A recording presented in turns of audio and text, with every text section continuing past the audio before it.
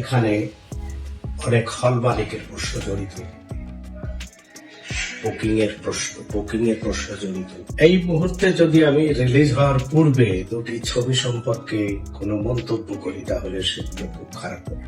তবে আমার ব্যক্তিগত ভালো লাগা না লাগার বিষয় আছে, কিন্তু অ্যাকশন ছবি শুধু মারামারি থাকলে, গোলাগুলি থাকলে হয় না। অ্যাকশন ছবিতে অ্যাকশন একটা ফরম্যাট থাকে, সেই ফরম্যাটের গল্প হতে হয়। রিভেঞ্জ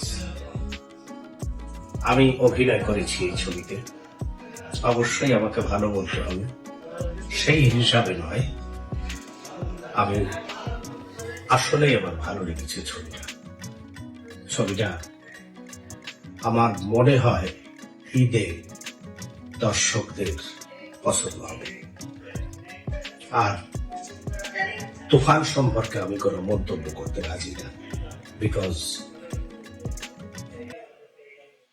এখানে অনেক হল মালিকের প্রশ্ন জড়িত, বুকিং এর প্রশ্ন জড়িত, ব্যবসার প্রশ্ন জড়িত। সেই হেতু আমি তুফান নিয়ে কোনো কথা বলতে চাই না। আমি শুধু আমার ছবি, যেটা আমি অভিনয় করেছি, আমি মনে করি এটা আমার ছবি। আমার ছোট ভাই ইকবাল পরিচালনা করেছে, ইকবাল হোসেন জয়।